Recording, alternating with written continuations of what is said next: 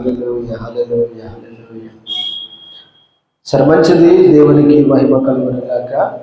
కుడి మీ అందరూ కూడా క్రీస్తు నామములో వందనాలు. కొద్ది నిమిషాలు దేవుని వాక్యమును మనం ధ్యానం చేసుకుందాం. పరిశుద్ధ బైబిల్ గ్రంథంలో నుండి మత్తయి సువార్త 6వ అధ్యాయం 25వ వచనం. మత్తయి సువార్త 6వ అధ్యాయం 25వ వచనం చదువుదాం.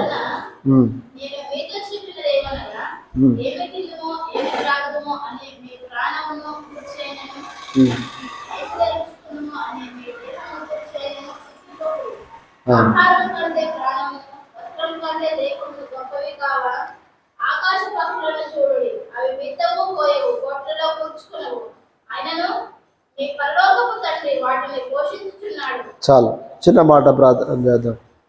మహాపరిశుద్ధుడమైన తండ్రి, ప్రేమగల దేవుడా, నీ కొందనాలు. కొద్ది నిమిషాలు నీ వాక్యమును మేము ధ్యానిస్తూ ఉండగా నీ కృప మాకు తోడుగా ఉంచండి. కూడిన బిడ్డలందరూ మీరు జ్ఞాపకం చేసుకోండి తండ్రి. వినగల చెవి, గ్రహించగల హృదయము ప్రతి బిడ్డకు మీరు దయచేసి సహాయం చేయమని. అయా, నీ వాక్యము జీవము కలిగింది ప్రభువా. నీ వాక్యము మనుషుల్ని బ్రతికిస్తుంది ప్రభువా. నాయన, నీ వాక్యమే మమ్మల్ని నా తల్లి జీవింపజేస్తుంది తండ్రి.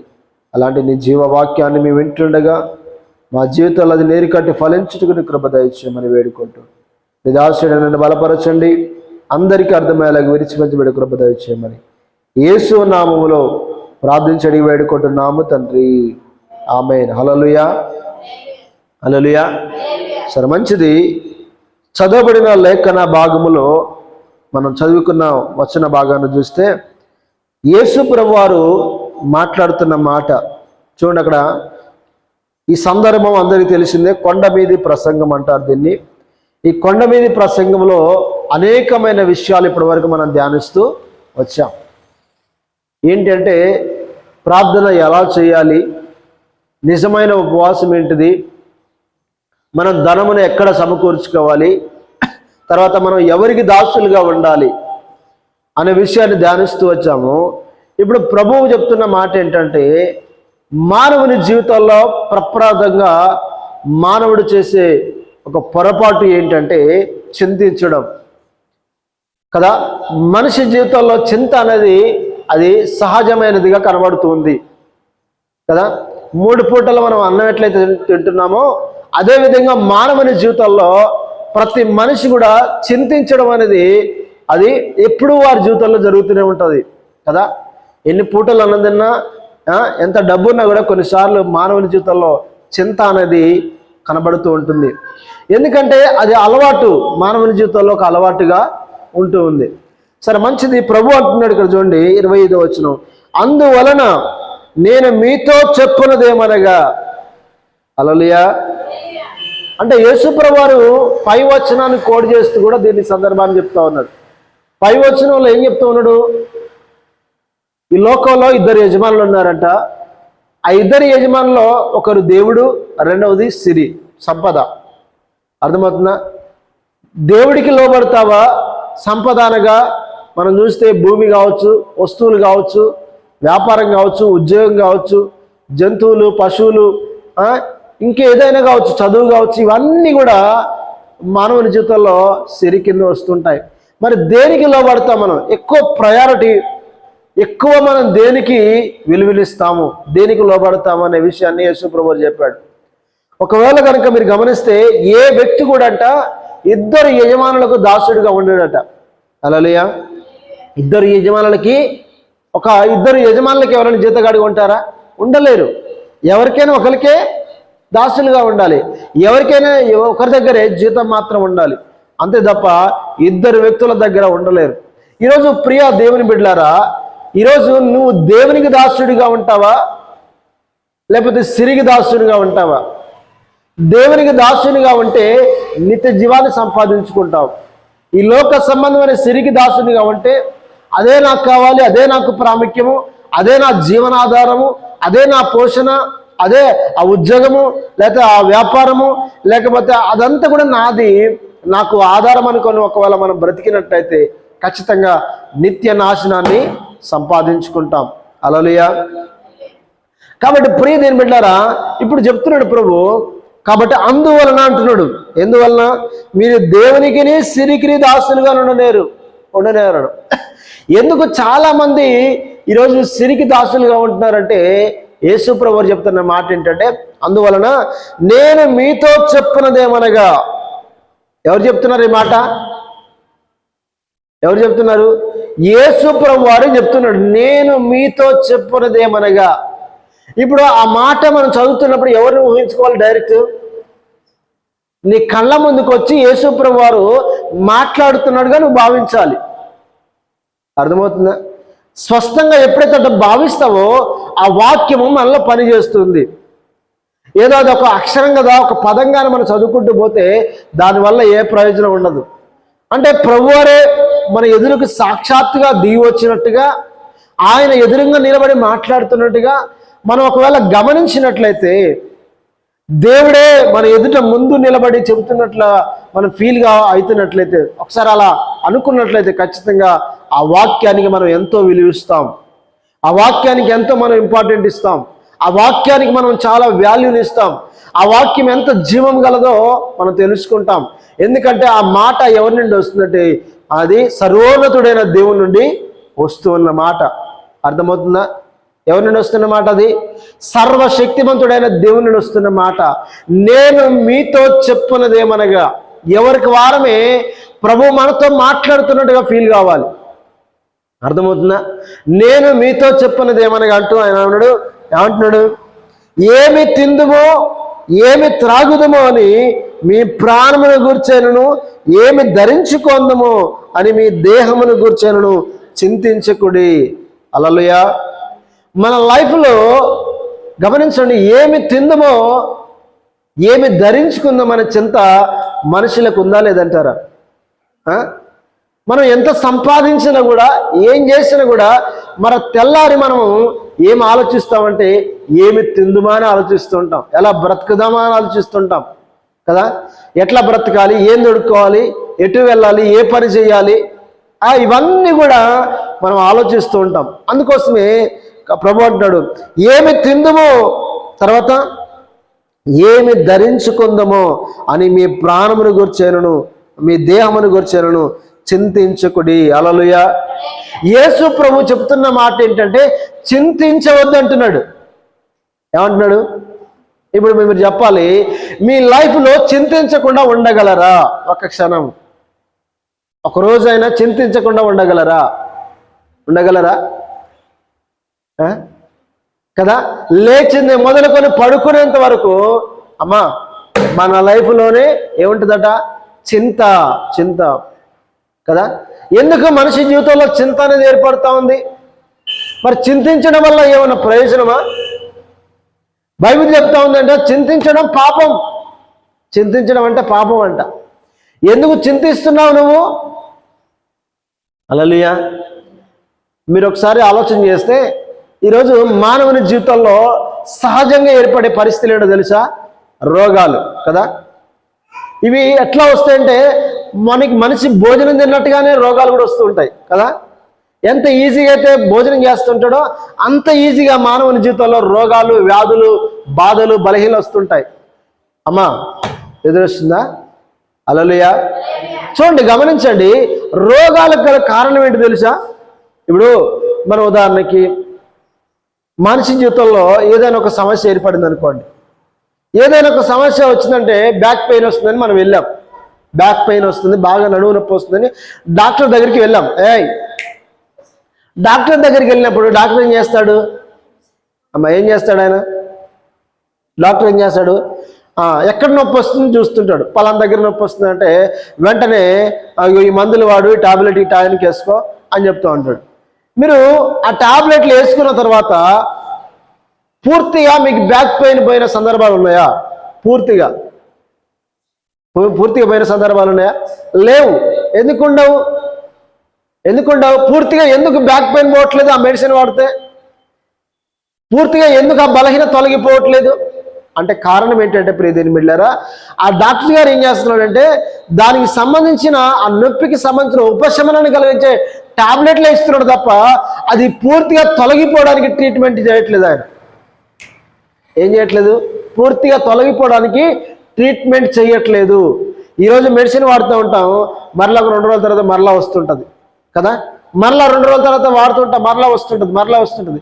దీనికి కారణం ఏంటి అనంటే, కొంతమంది దేవుని యొక్క ప్రజలు లేకపోతే దేవుని యొక్క దాసులు, డాక్టర్లు అయిన వారు చెప్తున్న మాట ఏంటంటే, అమ్మా ఆట ఆడద్దు.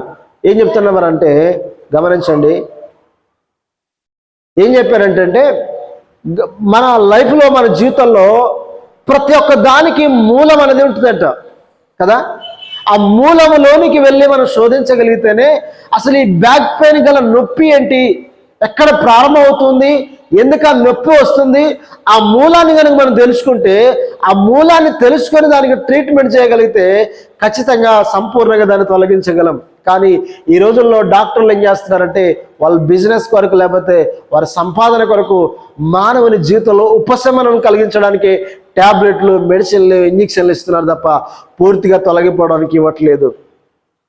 అర్థమవుతుందా? మరి ఎందుకు మూలాల్లోనికి వెళ్ళట్లేదు వాళ్ళు? ఒకవేళ వెళితే కనుక ఖచ్చితంగా ఏం జరుగుతుంటుంది? ఇక సంపూర్ణంగా వైద్యం జరుగుతుంది, ప్రజలు ఎవరు రారు, వారి వ్యాపారం నష్టమైపోతుంది కదా. ఈరోజు గమనించండి, ప్రతి దానికి మనకు మెడిసిన్ ఉంది, కానీ దాన్ని బయటికి రానియరు. క్యాన్సర్ మెడిసిన్ లేదనుకుంటాం, కానీ క్యాన్సర్ కూడా మెడిసిన్ ఉంటుంది. మీరు గమనిస్తే మనిషి జీవితంలో DNA అనేది చాలా ప్రాముఖ్యమైనది. ఏంటిదంట? DNA.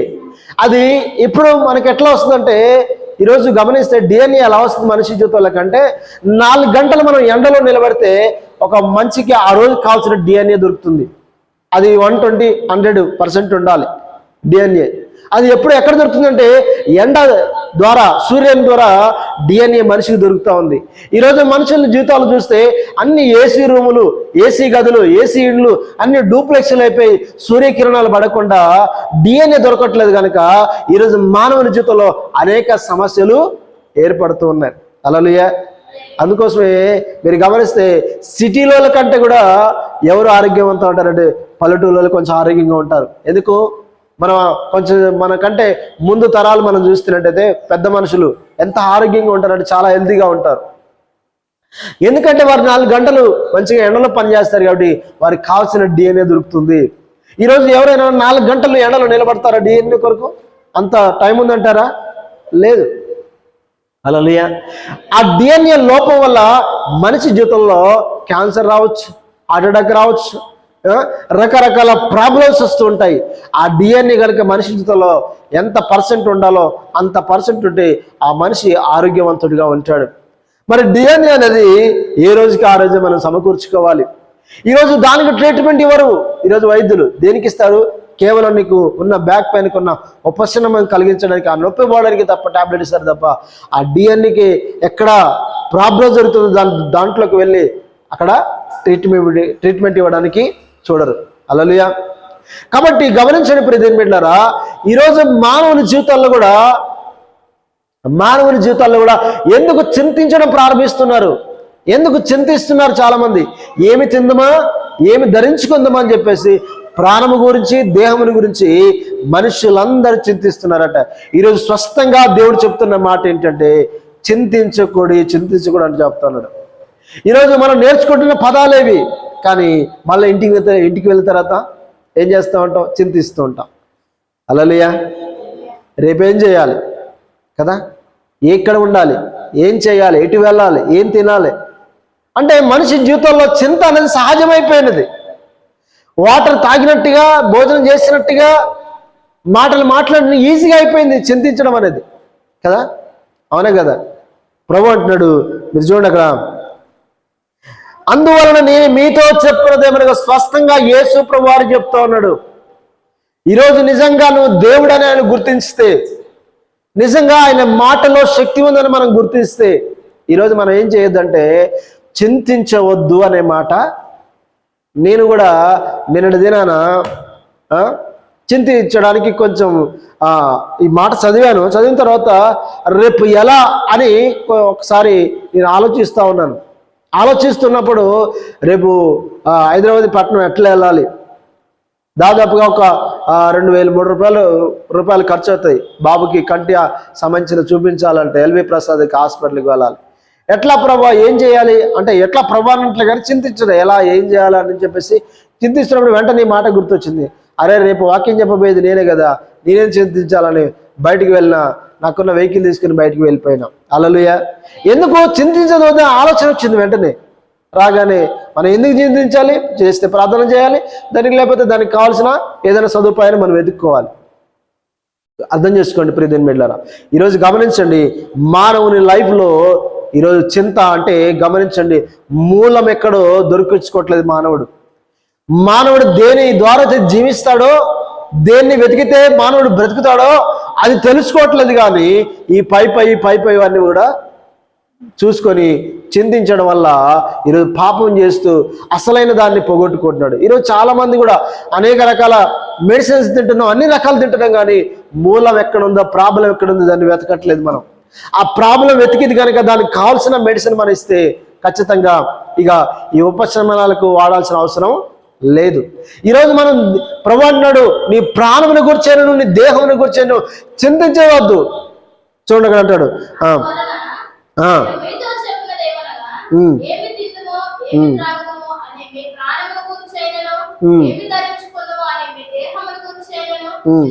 చాలు గమనించండి. ఈరోజు కనుక ఒకవేళ కనుక ఈ మాట ప్రభు స్పష్టంగా మాట్లాడుతున్నాడు.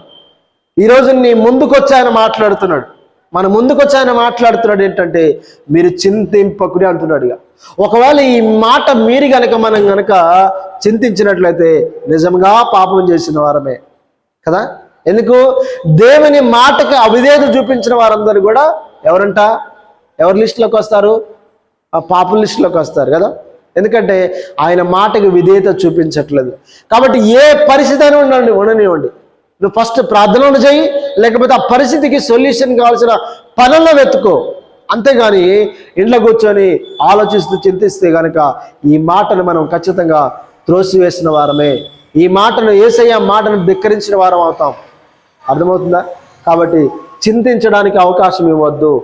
ఎందుకంటే చింతిస్తే ఎంత ప్రమాదం అంటే, ఒకవేళ నేను చింతలోకి వెళ్ళావంటే వెంటనే సాతాను మన లైఫ్లోకి వచ్చేస్తాడు. అప్పుడు ఆలోచన మొదలు పెట్టిస్తుంటాడు, ఇదిగో నీ బ్రతికి ఇలా అయిపోయింది, నీ జీవితం ఇలా అయిపోయింది, నువ్వు ఎలా ఉంటావు, ఎలా బ్రతుకుతావు, ఇక రకరకాల ఒకదాన్ని వెంట తీసుకొస్తూనే ఉంటాడు. మనిషిని అంతా డిప్రెషన్లోకి తీసిపోతూ ఉంటాడు. హల్లెలూయా. ఒక్కసారి కనుక మనం సంధిస్తే కనుక ఏమైంది తెలుసా? ఏమవుతుంది? దూరతనే ఉంటాడు. కాబట్టి దయచేసి ఈరోజు ప్రభువే నీ ముందుకొచ్చి చెప్తున్న మాట ఏంటంటే, మీరు ప్రాణమును గూర్చైనను మీ దేహమును గూర్చైనను చింతింపవద్దు. కింది చదువుదాం. ఆహారము కంటే ప్రాణమును, వస్త్రము కంటే దేహమును గొప్పవి కావా? ఏమి గొప్పవంట? నీ ఆహారము కంటే నీ ప్రాణము గొప్పది, నీ దేహము కంటే నీ శరీరము గొప్పది. ఎందుకు వీటి కొరకు వ్యర్థమైన వాటిని లేకపోతే గొప్పవి కాని వాటి గురించి నువ్వు చింతిస్తున్నావు? ఇక్కడ చూడండి, నేను ఎందుకు ఆ ఉదాహరణ చెప్పానంటే, డాక్టర్స్ డిఎన్ఏ సంబంధించిన ట్రీట్మెంట్ ఎందుకు ఇవ్వరనే విషయం ఎందుకు చెప్పానంటే, పైన ఉపశమనాలు మాత్రమే కలిగిస్తారు, దానివల్ల పూర్తి ఉపశమనం కలగదు. ఈరోజు మనం చింతించడం వల్ల ఆ రోజుకి ఏదో సాటిస్ఫాక్షన్ దొరుకుతుంది, కానీ తర్వాత మన లైఫ్లో ఏమీ బాగుపడం. అయితే మనం గనక చింతించకుండా ప్రాణం గురించి కానీ, ఆహారం గురించి కానీ, దేహం గురించి కానీ ఉండకుండా ఉండాలంటే ఒక్కటే సూత్రం బైబిల్లో చెప్తున్నాడు. ఆ సూత్రాన్ని కనుక మనం పాటిస్తే కనుక, ఆ దేవుడు చెప్పిన ఆ మాటను కనుక మనం ఖచ్చితంగా చేసినట్లయితే వెంటనే మనకి ఏమి కావాలో అన్ని కూడా సమకూర్చబడతాయి. అది కనుక మనం చేయకపోతే ఇక మానవుని జీవితాలు ఎప్పుడు చింతిస్తూనే ఉంటాం. ఆ చింతించడం వల్ల ప్రభు అంటాడు చూడండి, అక్కడ చూడండి,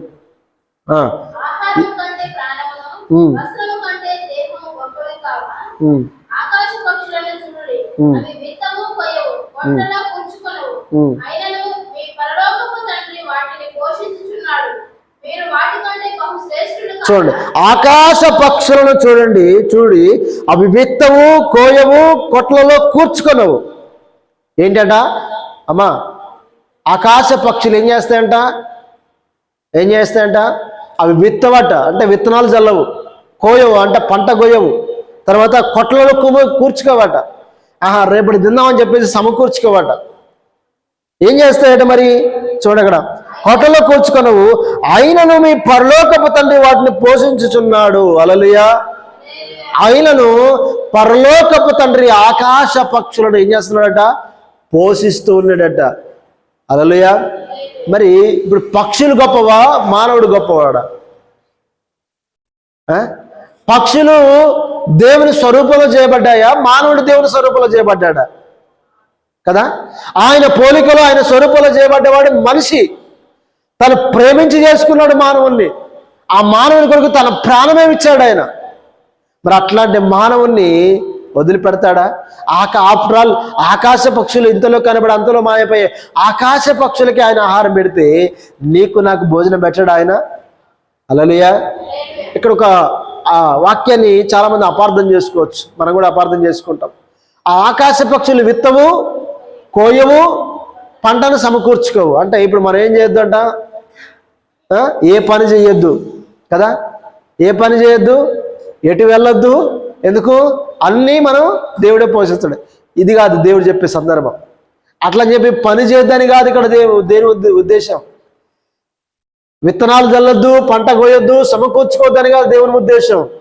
ఇక్కడ దేవుని ఉద్దేశం ఏంటంటే అర్థం చేసుకోండి, అవి విత్తవు, కోయవు, కొట్లలో కూర్చుకొనవు. ఆయనను ఆకాశ పక్షులు ఏం చేస్తాయంటే అంటే ఆహారం కొరకు వెతుకుతూ ఉంటాయట. హల్లెలూయా. ఏం చేస్తూ ఉంటాయి?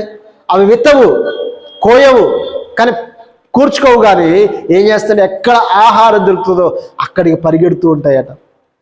ఆహారం కొరకు ప్రయత్నాలు చేస్తుంటాయట, ఆహారం కొరకు ప్రయాసపడుతుంటాయి. ఎక్కడ దొరుకుతుందని చెప్పేసి దాని కొరకు వెతుకుతుందంట. ఈరోజు మనం కూడా ఏం చేయాలట? ప్రభు ఒక మాట పరలోక ప్రార్థనలో ఒక మాట చెప్పాడు, మా అనుదిన ఆహారం నేడు మాకు దయచేయము. హల్లెలూయా. ఏం చెప్పాడు యేసు ప్రభువారు? ఇగో ఈ విధంగా ప్రార్థన చేయండి, మా అనుదిన ఆహారం అంటే మాకు ఈరోజు కావాల్సిన ఆహారం మాకు దయచేయమని ప్రార్థన చేయాలి తప్ప దేవా ఒక సంవత్సరాన్ని సరిపడా సహాయం చేయడం అని చెప్పాడు యేసు ప్రభువారు? చెప్పలేదు. ఆయన ఒక 10 సంవత్సరాలకు సరిపడా ఆహారం దయచేయని చెప్పాడా? ధనవంతుడు అన్నాడు, నా ప్రాణమా తినుము, త్రాగుము, సుఖించుము, ఎందుకంటే విస్తారమైన ధనం ఉంది, నీకుంది, విస్తారమైన సామాగ్రి నీకుంది, నువ్వు ఎంత తింటే అంత. ఏమన్నాడు దేవుడు? ఓరి వెర్రివాడా, ఇప్పుడే నీ ప్రాణం అడుగుతున్నారు. హల్లెలూయా. మరి ఆ ఆస్తి అంతా ఎవరి సొమ్ము అవుతుంది?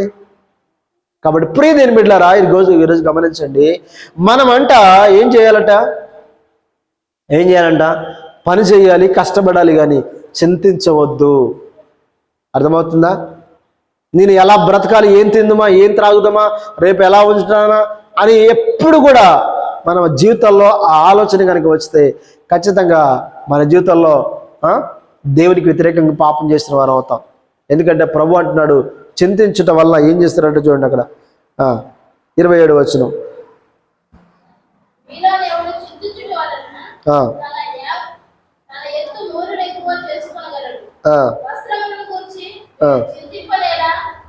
చాలు చూడండి, మీలోనే ఎవడు చింతించటం వలన తను ఎత్తు మూరెడెక్కువ చేసుకోనగలడు. ఇప్పుడు ఒక ఆయన అన్నాడు, నేను పొట్టివాడిని చింతిస్తున్నాడు. మరి చింతించడం వల్ల ఏమైనా హైట్ అయిపోతాడా? చెప్పండి. అర్థమవుతుందా? ఒక ఆయన 4 అడుగులే ఉన్నాడట, అందరేమో 5-6 అడుగులు ఉన్నారు, 5 ఫీట్లు 6 ఫీట్లు ఉంటున్నారు. నేను 4 అడుగులే ఉన్నాను, నేను 4 అడుగులు ఉన్నాను, నేను అందరికంటే చిన్నగా ఉన్నానని ఎప్పుడు బాధపడుతూ చింతిస్తున్నాడట. ఇప్పుడు ఆయన హైట్ ఎక్కువ అవుతాడా? చింతించడం వల్ల. ఇప్పుడు మరి నీ జీవితంలో చింతించడం వల్ల ఏమైనా ప్రయోజనం దొరుకుతుందా? ఈరోజు డబ్బు లేదనుకో, దాని గురించి చింతిస్తున్నావు, డబ్బు వచ్చి పడుతుందా? ఈరోజు ఆహారం లేదనుకో, ఆహారం కూడా చింతిస్తున్నావు, దాని ఆహారం వచ్చి పడుతుందా? పడదు. ప్రభు అంటున్నాడు, ఒకడు చింతించడం వల్ల తన ఎత్తు మురిడు ఎక్కువ చేసుకున్నాడా? ఒకళ్ళు చింతిస్తే ఏమైనా దొరుకుతాయంటే చింతించవచ్చు. చింతించడం వల్ల ఏమీ దొరకవు. మానవుడు హైట్గా లేడు, పొట్టిగా కాలేడు. ఎలా ఉండాలో, ఏం జరగాలో అదే జరుగుతుంది తప్ప చింతించడం వల్ల ఏ ప్రయోజనం లేదు. గమనించండి, చింత అనేది చాలా డేంజరస్. ఎందుకంటే అది మానవుని హత్య చేస్తుంది. చింతించడం మానవుని ఏం చేస్తుంది తెలుసా? మానవుని ప్రాణమే తీస్తుందట చింత. ఎందుకంటే ఈరోజు డబ్బు ఉన్న వాళ్ళు కూడా చింతించి జీవితంపై విరక్తి చెంది ఆత్మహత్యలు చేసుకున్న వారు ఉన్నారు కదా. ఎందుకంటే సాతాను మనుషులని, హృదయాలని ఆ విధంగా పట్టుకొని ఏం చేస్తున్నాడు, నాశనానికి తీసుకెళ్తా ఉంటాడు. ఈరోజు మన లైఫ్లో ఏ సమస్య రానియండి, ఒకవేళ చింతించడం ఆలోచన వస్తుంది అనుకోండి, వెంటనే దాని నుండి దూరం అయిపోవాలి. లేకపోతే మోకరించైనా ప్రార్థన చేయాలి, లేకపోతే బయటకు వెళ్ళేదన్న పని చేయడానికి ప్రారంభించాలి. హల్లెలూయా. చూడక అంటాడు, మీరు చింతించడం వలన తన ఎత్తు ఎక్కువ చేసుకున్నాడా, వస్త్రములను గూర్చి మీరు చింతింపనేలా, అడవి పువ్వులు ఎలాగ వెతుకుచున్నావో ఆలోచించుడి. హల్లెలూయా. వస్త్రాల గురించి ఎందుకు చింతిస్తున్నారు? రేపేం కట్టుకోవాలి, ఏ చీరలు కొనుక్కోవాలి, ఏ డ్రెస్సులు కొనుక్కోవాలి? హల్లెలూయా. చింతించడం ఎందుకండి? పని చేసుకొని కొనుక్కోవచ్చు కదా, ప్రభు దగ్గర ప్రార్థన చేసి అడుక్కోవచ్చు కదా. హల్లెలూయా. కాబట్టి చాలామంది రకరకాలుగా ఆలోచిస్తుంటారు. ఇంట్లో ఒక 10 జతలు ఉన్నాయి, ఆ డ్రెస్సులు ఉన్నాయి అనుకోండి, రేపేం తొడుక్కోవాలా, ఎవరెవరు వస్తారు ఆ మీటింగ్కి, ఎవరెవరు వస్తారు ఆ ఫంక్షన్కి, ఎవరెవరి దగ్గర ఎలా ఉండాలి, ఏ బట్టలు తొడుక్కుంటే వాళ్ళ దగ్గర మంచిగా మనం కనబడతాం అనే చాలామందికి అలాంటి ఆలోచనలు ఉంటాయి కదా. అందరికంటే నేనే స్పెషల్ కనబడాలి, ఆ 10 డ్రెస్సులు ఏది తొడుక్కోవాలో ఆలోచించడానికి, చింతించడానికి గట్ట అయిపోతుంది. హల్లెలూయా. గమనించండి ఇప్పుడు దేని బిడ్డలారా, ఇక్కడ ప్రభు అంటున్నాడు, అడవి పువ్వులు ఎలాగ ఎదుగుచున్నావో ఆలోచించుడి. హల్లెలూయా. ఎంత గొప్ప మాట అంటే చూడండి, అడవి పువ్వులు ఎలాగ ఎదుగుచున్నాయి తెలుసా మీకు ఎవరన్నా? అక్కడ అంటాడు చూడండి, ఇక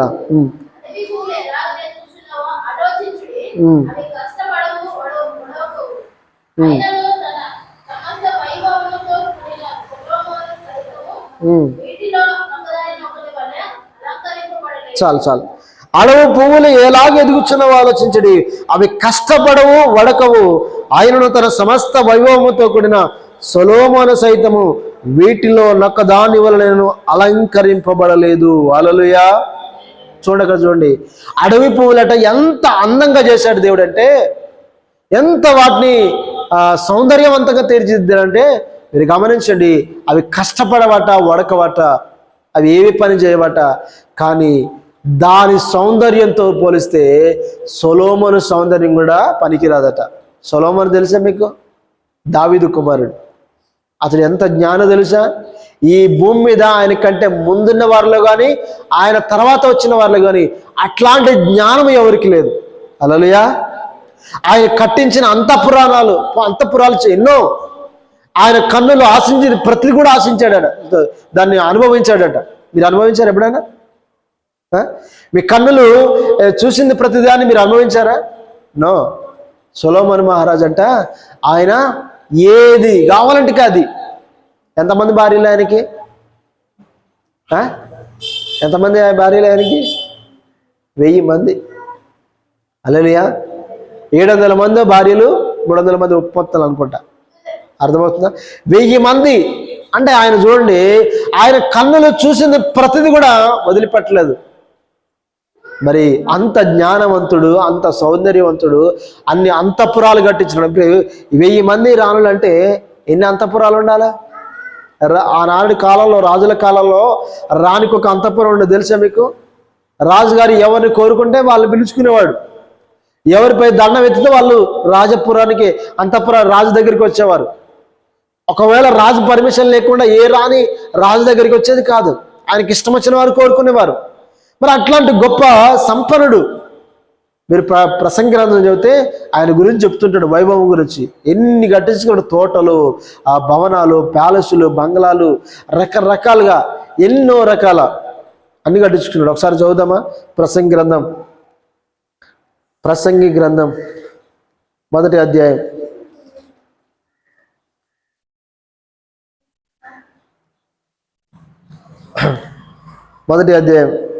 చదుదాం. చదువు 1వ వచనం నుంచి 11వ వచనం వరకు.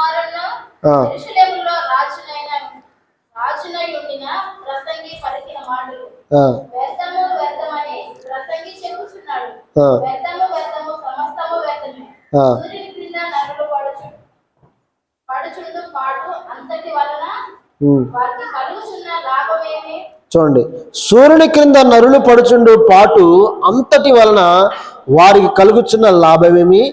తరము వెంబడి తరము గతించిపోవచ్చున్నది, భూమి ఒక్కటే ఎల్లప్పుడూ నిలుచున్నది. సూర్యుడు ఉదయించును, సూర్యుడు అస్తమించును, తాను ఉదయించు స్థలం మరలా చేరుటకు త్వరపడును. గాలి దక్షిణమునికి పోయి ఉత్తరమునికి తిరుగును, ఇట్లు మరలా తిరుగుచు తన సంచార మార్గమును తిరిగి వచ్చును. నదులని సముద్రంలో పడును, అయితే సముద్రం నిండలేదు. నదులు ఎక్కడి నుండి వచ్చునో పారివచ్చును, అక్కడికే అవి మరలా మరలిపోవును. ఎడతెరపు లేకుండా సమస్తమును జరుగుతున్నది, మనుషులు దాన్ని వివరింపజాలరు. హల్లెలూయా. ఏంటట? ఈ సృష్టి కింద, ఈ సూర్యుని కింద జరిగేవన్నీ చెప్తున్నాడట. సూర్యుడు వస్తున్నాడు, అస్తమిస్తున్నాడు, మళ్ళీ పోతున్నాడు. గాలి ఇటు నుంచి వస్తుంది, ఇటు పోతుంది, మళ్ళీ ఇటు వస్తుంది కదా. మనుషులందరూ బ్రతుకుతున్నారు, చనిపోతున్నారు, వస్తున్నారు. దానివల్ల ప్రయోజనం ఏంటి? చూడండి, అక్కడ ఇంక కింద వచ్చింది చదువుదాం. అలా అంటాడు, 12వ వచనం చదువుదాం. ప్రసంగినైన నేను యెరూషలేమునందు ఇశ్రాయేలు రాజునేంటిని, ఆకాశము క్రింద జరిగినంత జ్ఞానము చేత విచారించి గ్రహించుటకై నా మనస్సు నిలిపి తిని. హల్లెలూయా. 4వ వచనం చదువుదాం, 2వ అధ్యాయం 4వ వచనం.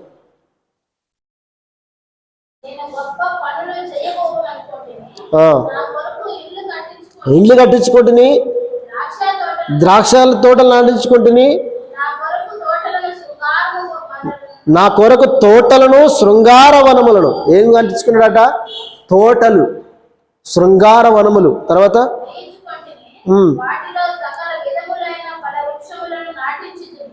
పలు వృక్షములు, సకల విధములైన పలు వృక్షములు నాటించుతని. వృక్షములకు నార్మల్ నీరు పారుటకై చెరువులు త్రవించుకోటిని, పనివారిని పనికత్తలను సంపాదించుకోటిని. నా ఇంట పుట్టిన దాసులు నాకుండిరి. యెరూషలేమునందు నాకు ముందుండిన వారందరికంటే ఎక్కువగా పశువుల మందలను, గొర్రెబేకల మందలను బహు విస్తారంగా సంపాదించుకొని, నా కొరకు వెండి బంగారములను రాజులు సంపాదించు సంపదను, ఆయా దేశంలో దొరుకు సంపదను సమకూర్చుకుంటుని. నేను గాయకులను మనుషులను చేయించు సంపదలు సంపాదించుకొని బహుమంది ఉపమతులు ఉంచుకుంటుని. నాకు ముందు యెరూషలేమునందున్న వారందరికంటే నేను గరుడనై అభివృద్ధిని నొందుతుని. నా జ్ఞానము నన్ను విడిచిపోలేదు. నా కన్నులు ఆశించిన వాటిలో దేనిని అవి చూడకుండా నేను అభ్యంతర చెయ్యలేదు. హల్లెలూయా. చూసారా? రాణులు, ఉపమత్తులు, పనివారు, తోటలు, భవనాలు, శృంగారవనాలు, ఈ ప్రపంచంలో ఆ రాజు ఆ కాలంలో ఉన్న ఎక్కడెక్కడ ఏ సంపద విలువైందో అంత కూడా ఎవరి దగ్గర ఉందట? సొలొమోను దగ్గర ఉందట. హల్లెలూయా. ఆయన అంటాడు, నా కన్నులు చూసింది ప్రతిది కూడా ఆశించకుండా నేను అభ్యంతరపరచలేదట. హల్లెలూయా. అంటే ఎంతగా అనుభవించాడు చూడండి. ఇక సొలొమోను అనుభవించినంతగా ప్రపంచంలో ఎవ్వరూ అనుభవించలేదు అనుకుంటా. మరి అట్లాంటి సొలొమోను అంటే ఎవరితో కూడా పోలికగా రాడట? అడవి పువ్వులతో కూడా పోలిక రాడట. హల్లెలూయా. అలాంటి సొలొమోను ఇదిగో అడవి పువ్వులతో ఉన్న అందానితో కూడా పోటీ రాలేడట. మరలా చదువుదాం ఆ మాట, మత్తయి సువార్త 6వ అధ్యాయం. అవి కష్టపడు అయినను సమస్త వైభవంతో కూడిన సొలొమోను సైతము వీటిలో ఒక్కదాని వలన అలంకరింపబడలేదు. హల్లెలూయా. మరి అడవి పువ్వుల్ని అంత అలంకరిస్తే ఈ సొలొమోను కూడా అంతగా అలంకరించబడలేదట. అంత సంపాదించిన, ప్రపంచంలో అంతగా అనుభవించిన వ్యక్తి అయినా ఆ పువ్వు, అడవి పూలతో ఒకదాని వలన అలంకరించబడలేదట. హల్లెలూయా. మరి ఆ అడవి పువ్వుల్ని అంత అందంగా చెక్కితే, అంత అందంగా అలంకరిస్తే, మరి ఆయన పోలికలైన స్వరూపాలు చేసుకున్న నిన్ను నన్ను దేవుడు వదిలిపెడతాడా? నిన్ను నన్ను దేవుడు విడిచిపెడతాడా? నిన్ను నన్ను దేవుడు ఖచ్చితంగా పోషించకుండా ఆయన కడుపు మారుస్తాడండి? మార్చాడు. కానీ ఆయన ఎప్పుడుకి ఏ సమయానికి ఎలాంటి అవసరం ఉందో, ఏ సమయానికి ఏం కావాలో ఖచ్చితంగా ఆయన అనుగ్రహిస్తాడు. హల్లెలూయా. కింద చూద్దాం. నేడుండి రేపు పోయిలో వేయబడు అడవి గడ్డిని దేవుడిలాగా అలంకరించినడలా అల్ప విశ్వాసులారా, మీకు మరి నిత్యముగా వస్త్రములు ధరింపజేయని కదా. హల్లెలూయా. చూడండి, నేడుండి రేపు పోయిలో వేయబడే ఈ గడ్డిని ఇంత అలంకారంగా ఇంత అందంగా అలంకరిస్తే దేవుడు మీకు వస్త్రములు ఇవ్వడా? హల్లెలూయా. సొలొమోను కూడా లేని వైభవాన్ని, అలంకరణను అడవి పూలకి ఇచ్చాడు, గడ్డికి ఇచ్చాడు దేవుడు. మరి ఆ గడ్డిని అంత శ్రద్ధగా చూస్తున్న దేవుడు ఆ గడ్డి పట్ల, లేకపోతే ఆ పక్షుల పట్ల, వాటి పట్ల అంత శ్రద్ధ చూపిస్తున్న దేవుడు నిన్ను నన్ను పోషించలేడు ఆయన? నిన్ను నన్ను ఖచ్చితంగా మనకు కావాల్సిన అవసరములు ఇవ్వడా? మరి ఎందుకు చింతించాలి మనం? కష్టపడకుండా, లేకపోతే పని చేసుకోకుండా, ప్రార్థన చేయకుండా చింతించడం వల్ల ఏమీ దొరకదు మనకి. అయ్యో నాకు ఇన్ని అప్పులు అయిపోయాయి, అయ్యో నాకు ఇన్ని బాధలుండే, అయ్యో నాకు ఇన్ని సమస్యలుండే, అయ్యో నాకు ఇన్ని రోగాలుండే, అయ్యో నాకు ఇన్ని అవమానాలు, నిందలు వస్తుండే అని చెప్పేసి మన జీవితంలో ఈరోజు పని లేదా, రేపు ఎలా తినాలి, ఏం చేయాలి, ఎటు పోవాలి, నా బిడ్డల భవిష్యత్తు ఎట్టా, వారి స్కూల్ ఎట్టా, వారి ఫీజులు ఎట్లా అని మనం ఎప్పుడు కూడా వీటి గురించే చింతిస్తూ ఉంటాం. అర్థమవుతుందా? చింతించడం వేరు, వాటి గురించి ఆలోచన చేసి ప్రణాళికలు వేసుకోవడం వేరు. చింతించడం అంటే ఎక్కడే కూర్చొని ఎవ్వరూ లేరన్నట్టుగా చింతించడం. హల్లెలూయా. కాబట్టి పోయి దీని బిడ్డలారా గమనించండి, చింతించడం వల్ల మన జీవితంలో ఏమీ మనకి దొరకదు. మరి ఎట్లా మనం సంపాదించుకోవాలి? ప్రభు అంటున్నాడు చూడండి అక్కడ,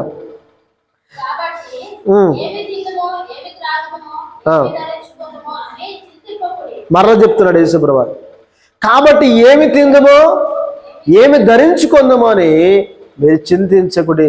ఒక మాట 2 సార్లు చెప్పాడంటే చాలా ఇంపార్టెంట్ అని గుర్తుపెట్టుకోవాలి.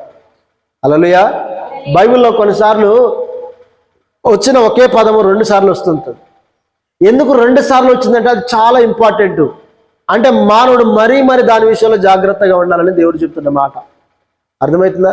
యేసుప్రభువు పై వచనాలు చెప్పాడు, అందువల్ల నేను మీతో చెప్పినది ఏమనగా, ఇదిగో మీ ప్రాణముని గురించైనను లేకపోతే మీ దేహముని గురించైనను మీరు చింతించకూడదు. ఏమి తిందుమో అని, ఏమి త్రాగుదుమో అని, ఏమి ధరించుకుందామో అని. మరలా అదే మాట కింది వచనాలు చెప్తున్నాడు. కాబట్టి ఏమి తిందుమో, ఏమి త్రాగుదుమో, ఏమి ధరించుకుందామో అని చింతింపకుడి. హల్లెలూయా. దయచేసి ఎవ్వరు కూడా చింతించవద్దు. ఎందుకంటే 2 సార్లు చెప్తున్నాడు.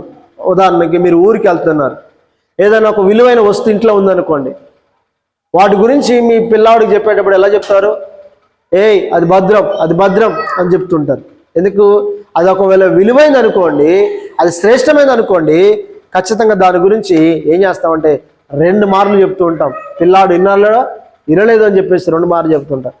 యేసుప్రభువు వారు కూడా ఈ మాట 2 సార్లు చెప్తున్నాడు, మీరు చింతింపవద్దు అని చెప్తున్నాడు. మరి ఏం చేయాలి? మరి చింతించకుండా ఏం చేయాలంట? చూడండి అక్కడ, అన్యజనులు వీటన్నిటి విషయమే విచారింతురు, ఇవన్నీ మీకు కావాలని మీ పరలోకపు తండ్రికి తెలియను. హల్లెలూయా. అన్యజనులు అంటే ఎవరు? అన్యజనులు అంటే ఎవరు? దేవుణ్ణి ఎరగని వారు కదా. అన్యజనులు అంట వీటన్నిటి గురించి చింతిస్తారట. రేపు ఏమి తినాలి, ఏమి త్రాగాలి, ఏం ధరించుకోవాలి, ఎటు వెళ్ళాలి, ఏ ఉద్యోగం చేయాలి, ఏ వ్యాపారం చేయాలి, మా పిల్లల భవిష్యత్తు ఎట్లా, వారి స్కూల్ ఫీజులు ఎట్లా, వారికి డ్రెస్సులు ఎట్లా, మాకు ఇండ్లు ఎట్లా, నివాసాలు ఎట్లా అని చెప్పేసి లేచింది మొదలుకొని పడుకునేంత వరకు ఏ పంట చల్లితే మంచిగా అభివృద్ధి చెందుతాం, ఏ విత్తనాలు వేస్తే త్వరగా వస్తుంటాయి, ఎట్లా పంట చల్లితే, ఇవన్నిటి గురించి చింతిస్తుంటారట. ఎవరు? లోకస్తులు, అన్యజనులు. మరి ఇప్పుడు ఎవరు చింతించకూడదట? క్రైస్తవులైన వారు చింతించకూడదంట. ఇవన్నీ ఎవరు చేసే పనులు అంటే అన్యజనులు చేసే పనులు ఇవన్నీ. మరి ఈరోజు సంఘంలో కూడా చాలా మంది ఉన్నారట. ఒకవేళ నువ్వు చింతిస్తున్నావంటే దేవుని దృష్టిలో ఎవరు ఎవరు అన్యజనుడవే. హల్లెలూయా. నీవు కూడా లేచింది మొదలుకొని అన్ని విషయాల గురించి నువ్వు చింతిస్తున్నావంటే నీవు కూడా దేవుని దృష్టిలో అన్యుడవే. అంటే అన్యులు అంటే ఎవరంటే దేవుణ్ణి ఎరగని ప్రజలు. అంటే ఇంతవరకు ఇంకా నువ్వు కూడా దేవుణ్ణి ఎరగలేదని అర్థం. అంటే దేవుడికి అర్థం కాలేదని అర్థం. అంటే దేవుడు అనేవాడు ఒక ఉన్నాడు, ఆయన పోషిస్తాడన్న సంగతి నీకు తెలదని అర్థం. ఇప్పుడు వాళ్ళకేంటి? మనం పని చేసుకుంటే బ్రతుకుతాం, మన పనే మనకు దైవం కదా. మనం ఈరోజు పంట చల్లితేనే మనల్ని పోషించేది అది. మరి క్రైస్తవుడికి ఆధారం ఎవరు? క్రైస్తవుడు పోషించేది ఎవరు? డబ్బా? మనం మనం వేసుకున్న పంట కాదు కాదు. మనకు ఆధారం, మనల్ని పోషించే దేవుడు ఆయనే. మనం పని చేసుకున్నా, మనం వ్యాపారం చేసినా, మనం ఉద్యోగం చేసినా, ఆ విలువైన సంపద ధనము మన చేతులకు వచ్చినా కూడా మనం అనుకోవాలి, మనల్ని పోషించేది ఇది కాదు, మనల్ని పోషించేది దేవుడు. హల్లెలూయా. మన ఆధారం దేవుడు, మన దైవం దేవుడు. మనకి డబ్బు దైవం కాదు. దయచేసి డబ్బులకు మొక్కొద్దు. మనం దేనికి మొక్కొద్దు? డబ్బులకు మొక్కొద్దు, మనుషులకు మొక్కొద్దు. ఎవరికి మొక్కాలి మరి? దేవునికి మాత్రమే మొక్కాలి. 10 రూపాయలు కింద పడితే చాలు, తీసుకొని కళ్ళకు అద్దుకుంటారు. ఎందుకంటే ఆ 10 రూపాయలు వాళ్ళకి బోవ పెట్టింది కాబట్టి, ఆ 10 రూపాయలతో వాళ్ళు బ్రతుకుతున్నారు కాబట్టి అదే దైవం వాళ్ళకి. దేనికైతే నువ్వు మొక్కుతావో నీకు దేవుడు. ఇప్పుడు నువ్వు ఎవరికి మొక్కాలి? దేవునికి మొక్కుతున్నావా, లేకపోతే ఈ లోక సంబంధాన్ని సిరికి మొక్కుతున్నావా? దేనికి మొక్కుతున్నావు? మనకంటే అనుజలే నయమండి. కొన్నిసార్లు చూస్తే వారు నిజమైన దేవుని ఎరక్కపోయినా వాళ్ళే నయం. ఏదైనా కొట్టు తీశారనుకోండి, వెంటనే ఏం చేస్తారు? బేరం కాకముందే వాళ్ళ దగ్గరికి వెళ్తారు. వాళ్ళ దైవాల దగ్గరికి వెళ్ళి మంచిగా ఉదికడ్డలు ముట్టించి 2 చేతులు దండం పెట్టి ఇటు తిప్పి ఆడబెట్టి తర్వాత గల్లపెట్ట చూసుకొని అందులో అది కూడా మొక్కుకొని మళ్ళీ అప్పుడు వ్యాపారం చేస్తూ ఉంటారు. ఎప్పుడైనా నువ్వు పని పెట్టేప్పుడు ప్రార్థన చేసుకున్నావా? ఎప్పుడైనా ఆనందం ప్రార్థన చేసుకున్నావా? నువ్వు చేసుకున్నావా? ఎప్పుడైనా ఊరి బయటప్పుడు ప్రార్థన చేసుకున్నావా? లేదు, మనకు అలవాట్లు ఉండదు అది. మన పంటకు వచ్చేటప్పుడు ఏదైనా ప్రార్థన చేసావా? మన విత్తనాలు చల్లేటప్పుడు ఏదైనా ప్రార్థన చేసావా?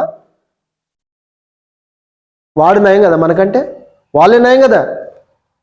వాడు షాప్ తీసినప్పుడు మంచిగా వాడు పూజ చేయకముందు బేరం చేయడు, సేటు అగ్గిపెట్టి అంటే ఆగమాటాడు కదా.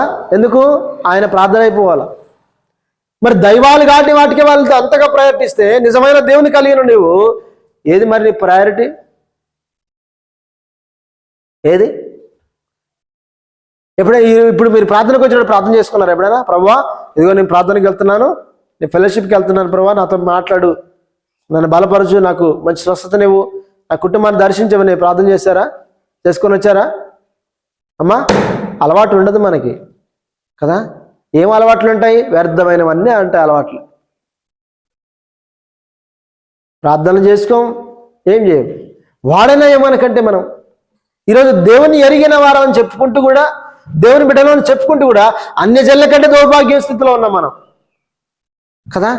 అసలు చింతించేది వద్దని చింతించిన వారు ఎవరు ఈ లోకాలంటే క్రైస్తవులే. కానీ ఎక్కువ చింతించేది ఎవరంటే క్రైస్తవులే. దయ్యాలు పెట్టేది ఎవరికి? క్రైస్తవులకి. రోగాలు వచ్చేది ఎవరికి? క్రైస్తవులకి. బాధలు ఉండేవారికి క్రైస్తవులకి. ఎందుకు? వాళ్ళకంటే మనం దౌర్భాగ్యమైన పరిస్థితిలో ఉన్నాం. అందుకోసమే వీటన్నిటి విషయం అంటే అన్ని జనులు చింతిస్తూ ఉంటారు. ప్రభు అంటాడు, చూద్దాం అక్కడ.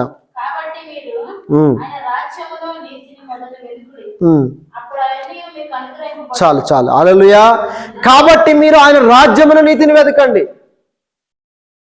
ఏం వెతకాలి మనం? అప్పుడు అవన్నీ మీకు అనుగ్రహించబడును. ఒక మాట మీకు చెప్తున్నాను, ఈ మాట మీరు నమ్ముతారా?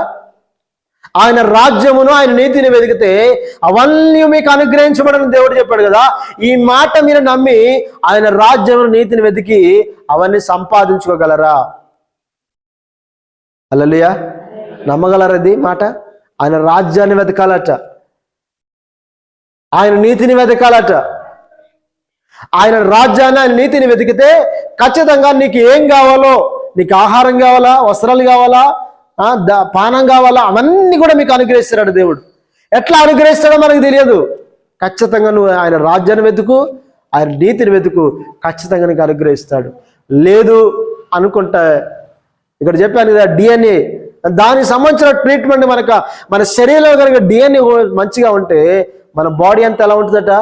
ఆరోగ్యంగా ఉంటుంది. ఆ డిఎన్ఏ మన జీవితంలో లేదనుకోండి, సరైన పర్సెంట్ లేదనుకోండి, ఆ మనిషి ఎలా ఉంటాడంటే బలహీనుడిగా ఉంటాడు, అనారోగ్యవంతుడిగా ఉంటాడు, అనేకరమైన రోగాలతో ఉంటాడు. అర్థమవుతుందా? ఈరోజు క్రైస్తవ జీవితంలో మనం పోషించబడాలంటే మూలం ఏంటిదంటే ఆయన రాజ్యాన్ని, నీతిని వెతకాలి. అలా వెతికినప్పుడు సమస్తము దేవుడు మనకు అనుగ్రహిస్తాడు. డిఎన్ఏ నీ జీవితంలో సరిగ్గా ఉంటే నీ ఆరోగ్యం అంతా కూడా ఎలా ఉంటుంది? ఎలా ఉంటుంది? నీ శరీరం అంతా ఎలా ఉంటుంది? ఆరోగ్యవంతంగా ఉంటుంది.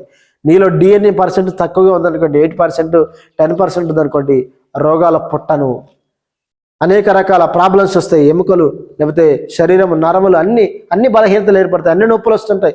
ఎందుకంటే నేను కావాల్సిన DNA నీ శరీరంలో లేదు. మరి ఈరోజు మనుషులందరూ, డాక్టర్లు దేనికి ట్రీట్మెంట్ ఇస్తున్నారు? ఉపశమనం కలిగించే టాబ్లెట్లు పాటిస్తున్నారు. ఈరోజు క్రైస్తవులు కూడా చింతించడం వల్ల ఏమైనా సంపాదించుకుంటున్నారా?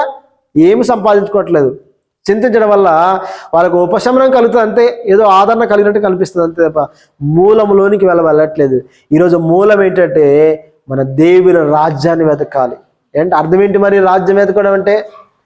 అనేక మంది రక్షించబడాలని ప్రభు సన్నిధిలో ప్రార్థన చేయాలి. మనం ఆయన రాజ్యం కొరకు ప్రయాసపడాలి. తర్వాత నీతి కొరకు జీవించాలట, నీతిని వెతకాలట. నీతిని వెతుకుతున్నారా? నీతిగా బ్రతకాలి, నీతిగా జీవించాలి, అనేకులు నీతిమంతులుగా మార్చబడాలని ఎప్పుడైనా వెతుకుతున్నారా? అనేక మంది ప్రజలు ఆయన రాజ్యంలోకి రావాలని ప్రయాసపడుతున్నారా?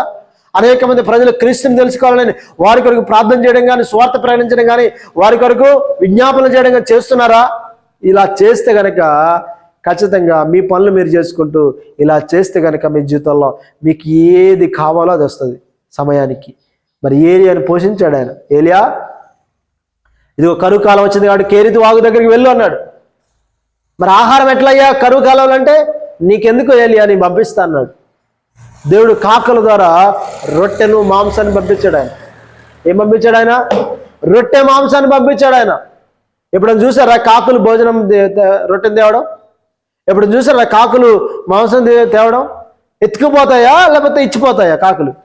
రొట్టెలు కనబడ్డా, మాంసం కనబడ్డా కాకులు ఏం చేస్తాయి? ఎత్తుకుపోతాయి. వాటి స్వభావం అది. ఎప్పుడైనా ఇచ్చిపోయినట్టు చూసారా? అది దాని స్వభావానికి విరుద్ధం అది. కానీ దేవుడు ఏం చేస్తుంటే కాకుల హృదయాలు కూడా మార్చేసి, ఎక్కడ మాంసం ఎక్కడ రొట్టె ఉందో, ఏ రాజు దగ్గర ఉందో అది తీసుకొని వచ్చి ఏలియాకి పో అని చెప్పగానే కాకులు తన స్వభావానికి విరుద్ధంగా ఆయన మాట వినిచేశాయి. హల్లెలూయా. ఎందుకంటే ఏలియా దేవుని రాజ్యం కొరకు ప్రయాసపడుతున్నాడు. ఆయన కేరీతు వాగు దగ్గరికి వెళ్ళాడు. ఆయన నీరు వాగు ఎండిపోతుంది, అక్కడ నీళ్ళు తాగమన్నాడు. తర్వాత ఆయన సారపతి విధాల దగ్గర పంపించాడు. ఆయన గమనించండి ప్రియదేని బిడ్డారా, ఈరోజు మనం దేవుని రాజ్యాన్ని, నీతిని వెతకాలట. మరి ఇంకేం చేయాలి? మనం చాలా విషయాలు ఉన్నాయి, అవి వచ్చే వారం మనం ధ్యానం చేద్దాం. ఈరోజు మొట్టమొదటిగా మనం చేయాల్సింది ఏంటంటే చింతించవద్దు ఎవరు కూడా మన లైఫ్లో. ఏం చేద్దామా? దేని విషయాలు కూడా ఏ వ్యక్తి కూడా చింతించవద్దు. క్రైస్తవుడిగా నువ్వు ఉన్నావంటే చింతించే వారికి చెప్పాలి నువ్వు చింతించవద్దు అని. కానీ నువ్వే చింతలో పడిపోతే, నువ్వే చింతిస్తూ ఉంటే మనకంటే ఎవరు బెటరు? అన్యజనులే బెటరు కదా. నిజమైన దేవుని ఎరిగి కూడా, నిజమైన క్రీస్తుని ఎరిగి కూడా నేను ఏం చెయ్యాలి రేపని నువ్వు ఇంకా చింతిస్తున్నావంటే, చింతించడం వేరు, ఆలోచన చేయడం, ప్రణాళికలు వేసుకోవడం, ప్లాన్స్ వేసుకోవడం వేరు. చింతించడం అంటే కూర్చొనిగా డిప్రెషన్లోకి వెళ్ళిపోయే పరిస్థితి. హల్లెలూయా. ఒక్క మాట చూద్దాం, ఒక్క మాట చూసి నేను ముగిస్తాను. దేవుని రాజ్యాన్ని, నీతిని వెతకండి, ఇవన్నీ మీకు కావాలని మీ పరలోకపు తండ్రికి తెలియను. ఇవన్నీ కావాలని ఎవరు తెలుసట? మనకి ఎవరు తెలుసట? దేవుని తెలుసట. ఆల్రెడీ నీకు వస్త్రం కావాలి సమయానికి, నీకు నీళ్ళు కావాలని తెలుసు ఆయనకు, నీకు గృహం కావాలని తెలుసు ఆయన, నీకు బాధలు నుండి విముక్తి కావాలని తెలుసు ఆయనకి, నీకున్న సమస్యల నుండి విముక్తి కావాలని తెలుసు ఆయనకి, నీకు ఏం కావాలని, భవిష్యత్తులో ఏం కావాలనుకుంటున్నా తెలుసు ఆయనకి, అన్నీ తెలుసు ఆయనకి. మరి అన్నీ తెలిసి ఆయన ఎందుకు చేయట్లేదు? దేవుడు ఎందుకు చేయట్లేదు? నువ్వు చేయాల్సింది చేయట్లేదు కాబట్టి ఆయన నీ పట్ల చేయట్లేదు. దేవుడు ఉన్నాడు, ఆయన సన్నిధిలో ప్రార్థన చేద్దామని ఆలోచన రావట్లేదు, కానీ కూర్చొని చింతిస్తున్నావు. ఈరోజు ఒక 100 రూపాయలు కావాలి, ఎట్లా ప్రభావం చింతిస్తున్నావు తప్ప ప్రార్థన చేయట్లేదు, లేదా బయటికి వెళ్ళి ఎవరినైనా అడగట్లేదు, పని చేయాలని పని చేయట్లేదు, కానీ కూర్చొని చింతిస్తున్నావు. హల్లెలూయా. కాబట్టి ప్రియదేని బిడ్డారా, చింతించడం వల్ల ఏ ప్రయోజనమో ఉండదు. ఇవన్నీ కావాలనని పరలోకపు తండ్రికి తెలుసు. నిజంగా వండర్ఫుల్ అండి. దేవుడు ఏది కావాలో, మనకి ఏది కావాలో, ఏ సమయానికి ఏం కావాలో ఖచ్చితంగా దాన్ని మనకి అనుగ్రహిస్తాడు. ఎప్పుడంటే మనం ఖచ్చితంగా ఆయనను ఫాలో అవుతున్నప్పుడు, ఆయన రాజ్యాన్ని, ఆయన నీతిని వెతకాలి. ఇది వెతికితే చాలండి, మీకు ఆటోమేటిక్గా అన్నీ సమకూర్చబడతాయి. ఇది మీరు వెతకలేదనుకోండి, మీ జీవితంలో ఏమీ దొరకదు. ఇక మీకు అన్నిటికీ మూలం ఏంటంటే ఇదే. అర్థమవుతుందా? నీ పెట్టుబడి ఇదే. నీ బిజినెస్కి పెట్టుబడి ఏంటిది? దేవుని రాజ్యాన్ని వెతకడం, దేవుని నీతిని వెతకడం. చూడండి ఇక్కడ అంటాడు, మీ పరలోకపు తండ్రికి తెలియను, కాబట్టి మీరు ఆయన రాజ్యమును నీతిని మొదట వెతుకుడి, అప్పుడు అవన్నీ మీకు అనుగ్రహించబడును. రేపటిని గూర్చి చింతింపకుడి. హల్లెలూయా. దేని గురించి చింతించదట? దయచేసి ప్రియ దేవుని బిడ్డలారా, క్రైస్తవులైన వారు మీరు గుర్తుపెట్టుకోవాలి, రేపటిని గురించి ఎవ్వరూ చింతించవద్దు. రేపు ఏం తిందామా, ఎలా బ్రతుకుదామని చింతించవద్దు. పోయిన దాని గురించి కూడా ఎవరు కూడా ఆలోచించొద్దట. గతించిపోయిన నేను దిన ఘోరమైన పాపం చేశాను, దాన్ని వదిలేయండి. కానీ ఇప్పుడు ఎలా ఉన్నావు అనేదే చాలా ఎందుకంటే అక్కడ అంటాడు చూడండి, రేపటిని గురించి చింతింపకూడదు.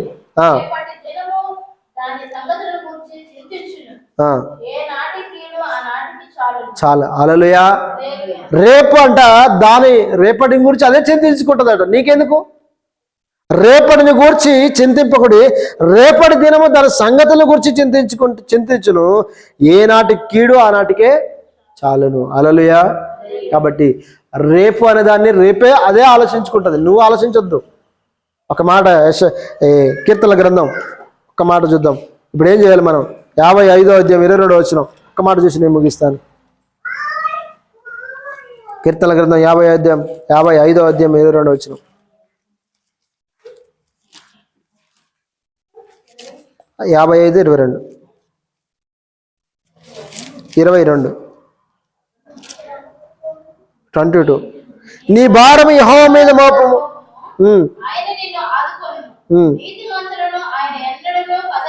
చాలు. నీ భారము యెహోవా మీద మోపము. ఎవరి మీద మోపాలి నీ భారాలు? నువ్వు చింతించుకోవడం కూర్చోడం కాదు. ఎవరి మీద మోపాలి? నీ గృహం విషయంలో ఎవరి మీద మోపాలి? దేవుని మీద మోపు నీ భారం అంతా. అంతేగాని మనం చింతించుకుంటే ఎలా అవుతుంది అనుకుంటే ఏమీ కాదు. నీ భారము యెహోవా మీద మోపము, ఆయనే నిన్ను ఆదుకొనును. ఎవరు ఆదుకుంటారు నిన్ను? నీకున్న సమస్యలన్నీ ఆమె చెప్పావు, ఆమె ఆదుకుంటుందా? ఆమెకున్న సమస్యలు నీకు చెప్పింది, నువ్వు ఆదుకుంటావా? ఎవరం ఆదుకోలేం. కాకపోతే మాట సహాయం చేస్తాం, లేకపోతే ఒక 10 రూపాయలు ఇస్తాం తప్ప నీకున్న సమస్యలంతా ఎవరు తీర్చలేరు. ఎవరు తీర్చగలరు? మరి ఎవరు తీర్చగలరు? దేవుడు మాత్రమే తీర్చగలరు. ఆయన నిన్ను ఆదుకును, నీతిమంతులను ఆయన ఎన్నడూ కదలనీయడు. హల్లెలూయా. ఎవరిని కదలనీయడట? నీతిమంతులను. ఈరోజు నువ్వు నీతిమంతుడిగా జీవిస్తే ఎప్పుడు దేవుడు కదలనియ్యడు ఆయన. అర్థమవుతుందా? కాబట్టి ప్రియ దేవుని బిడ్డలారా, ఈరోజు మనం దేని గురించి చింతించవద్దు, కానీ మొదట ఆయన రాజ్యమును నీతిని వెతకండి, నీతి కొరకు బ్రతకండి, నీతి మంతులుగా జీవించండి. రెండోది ఆయన రాజ్యం విస్తరించబడాలని చూడండి. తర్వాత అప్పుడు అవన్నీ మీకు అనుగ్రహించబడుతుంది. ఈరోజు క్రైస్తవులు ఇవన్నీ అన్నీ చేస్తారు, కానీ ఈ 2 విషయాలు మాత్రం చేయరు. నీతిగా జీవించరు, దేవుని రాజ్యాన్ని వెతకరు. ఆయన సంఘ విస్తరణ కొరకు, లేకపోతే ఆయన అనేక ఆత్మల రక్షణ కొరకు ఎవ్వరూ ప్రయాసపడరు. ఎప్పుడు చూసినా వారి పిల్లల కొరకు, వారి ఇంటి కొరకు, వారి భోజనాల కొరకు, వారి ఉద్యోగాల కొరకు, వారి వ్యాపారాల కొరకు, వారి వ్యాపారాల కొరకు, అన్ని వారి వ్యవసాయాలు, వారి పంటలు, వారి గేదెలు, వారి జంతువులు, వారి పశువులు, అన్ని వాటి కొరకు, వాళ్ళ కొరకే ఆలోచిస్తారు. ఎప్పుడైనా దేవుని రాజ్యం గురించి ఆలోచించారా? దేవుడు కార్చిన రక్తం గురించి ఆలోచించారా? ఎప్పుడైనా దేవుని సంఘం గురించి ఆలోచించారా? ఆలోచించారు. అందుకోసమే చాలామంది జీవితంలో ఇప్పటికీ చింతలోనే ఉంటున్నారు, వాళ్ళు ఇప్పటికీ డిప్రెషన్లోనే ఉంటున్నారు. వాళ్ళు ఎప్పుడు చూసినా ఇక 24 hours వాళ్ళ కొరకు, వాళ్ళ స్వార్థపరులు అనొచ్చు వాళ్ళని. హల్లెలూయా. కాబట్టి ఏం చేద్దాం మరి? ఈరోజు చింతించకుండా 2 విషయాలు, దేవుని రాజ్యాన్ని వెతకండి, నీతిగా జీవించండి, నీతిని వెతకండి. తర్వాత నీ భారం అంతా ఆయన పైన మోపండి. ఇంకా ఏం చేయాలో వచ్చేవారు మనం ధ్యానం చేద్దాం. అందరం తలలో ఉంచుదాం, ప్రార్థన చేద్దాం. ఈ మాటలు దేవుడు దీవించును గాక. స్తోత్రం. హల్లెలూయా. ప్రార్థన చేద్దాం. ప్రియ దేవుని బిడ్డలారా, అందరం ప్రార్థన చేద్దాం, తలలో ఉంచుదాం. ఇదిగో ప్రభు అంటున్నాడు, స్పష్టంగా ఆయన నీతో మాట్లాడుతున్న మాట, నీ ముందుకు వచ్చి దేవుడు మాట్లాడుతున్న మాట. ఇదిగో అందువలన నేను మీతో చెప్పున్నదేమనగా, సాక్షాత్తు సర్వోన్నతుడైన దేవుడే మీతో చెబుతున్న మాట. ఇదిగో ఏమి తిందుమో అని మీ ప్రాణమును గూర్చైనను, ఏమి ధరించుకుందామని మీ దేహమును గూర్చైనను చింతపకడి. ఎందుకంటే ప్రియ దేవుని బిడ్డారా, మీరు చింతించడం వల్ల మీకు ఏమీ దొరకదు. కాబట్టి ప్రియమైన బిడ్డలారా గమనించండి, ఆకాశ పక్షులను చూడండి, అవి విత్తవు, కోయవు, కొట్లలో కూర్చుకొనవు, కానీ ఆయన పరలోకపు తండ్రి వారికి కావాల్సిన ఆహారం సమయానికి వాటికి అనుగ్రహిస్తున్నాడు. ఈరోజు మనం పని చేసుకోవాలి, మంచిగా దేవుని రాజ్యాన్ని వెతకాలి, ఖచ్చితంగా నీకేం కావాలో సమస్తాన్ని దేవుడు ఇస్తాడు ఆయన. కాబట్టి ప్రియ దేవుని బిడ్డలారా, ఆయన రాజ్యాన్ని, నీతిని వెతుకుదాం. దేవుని రాజ్యంలో ఈ లోకంలో కూడా పోషించబడదాం. పరిశుద్ధుడైన తండ్రి, ప్రేమగల దేవుడా, నీకు వందనాలు. ఈ విత్తబడిన వాక్యమున తండ్రి ప్రతి బిడ్డలు నీరు కట్టి ఫలింపజేయి ప్రభు నాయన. ఇదిగో నీవు నాయన నీ మీద భారం మోపి బిడ్డలుగా నిలబెట్టు ప్రభు, నీకు వందనాలు నాయన. ఇదిగో వాళ్ళే ఆయన చింతించకుండా నాయన, ఆలోచనలు పడిపోకుండా ప్రభు నాయన, వాటి గురించి తను కృంగిపోకుండా ప్రభు నాయన, ఆయన నీ సన్నిధిలో సాగిలపడి ప్రార్థించేవారిగా, లేదా నా తను ఈ లోకంలో పని చేసుకుంటూ నాయన నీపై ఆధారపడేవారిగా ఉండండి ప్రభు. అంత మాత్రమే కాదుగా, నీ రాజ్యమును వెతుకుతూ నీ నీతిని వెతికే వారికి మంచి సహాయం చేయమని వేడుకుంటున్నాను ప్రభా. ఈ వాక్యాన్ని ప్రతి బిడ్డలో నీరు కట్టి ఫలింపజేసి సహాయం చేయమని, అయా నీ రాజ్యమును వెతికినప్పుడు, నీ నీతిని వెతికినప్పుడు సమస్తాన్ని అనుగ్రహిస్తానన్నా ప్రభా. అట్లాంటి కృప బిడ్డలకు మీరు దయచేసి సహాయం చేయమని యేసు నామములో ప్రార్థించి అడిగి వేడుకుంటున్నాము తండ్రి. ఆమేన్. తలలో